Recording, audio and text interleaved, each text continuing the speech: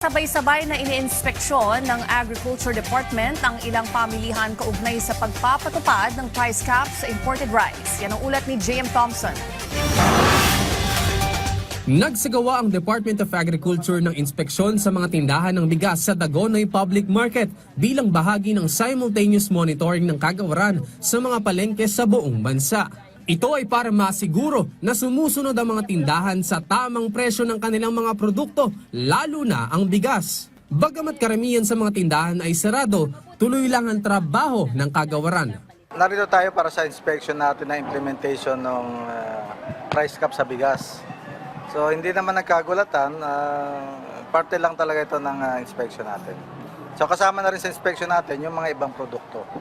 Samantala, ayon kay Aling Nancy, may-ari ng bigasan at magsasaka rin sa kanilang probinsya, dapat mag-import lamang ng bigas kung kukulangin ng supply ang mga local farmers. Balanse rin dapat ang paglalagay ng price cap sa presyo ng bigas para maging maayos rin ang kita ng gaya niyang local farmer. Kasi para po ang nangyayari based sa na-experience namin sa Mindoro, kagaya po ng sibuyas namin dati, hindi humabili dahil nga ang mura-mura po, dahil nga mura importation. And then nung nabulok na lahat sa amin, biglang tumaas naman dito, parang way back yung papasko. So parang ang hirap po talaga para sa isang magsasaka.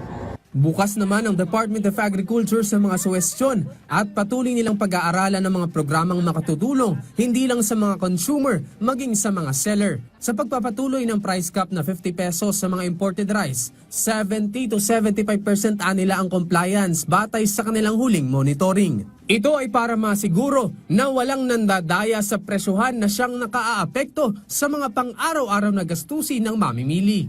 Magtatagal ang price cap hanggang sa June 12, araw ng kalayaan. Maayos po ang presyo dito. Nasa tamang presyo ang mga presyo dito sa Dagonoy Public Market. So wala po tayo nakitang problema dito. Ganon din po yung baboy at manok. Samantala, huli sa akto ang ilang tindahan sa Trabahong Market at Commonwealth Market sa pagpapalit ng nakalagay na presyo ng kanilang tindang bigas, taliwas sa itinakdang 50 pesos price ceiling sa imported rice. Hindi ito pinalagpas ng Department of Agriculture at agad na nag-issue ng Notice of Violation. Bagamat babago-bago ang panahon sa bansa, tinitiyak naman ng DA na hindi magbabago ang presyo ng mga pangunahing bilihin sa merkado. J.M. Thompson para sa Pambansang TV sa Bagong Pilipinas.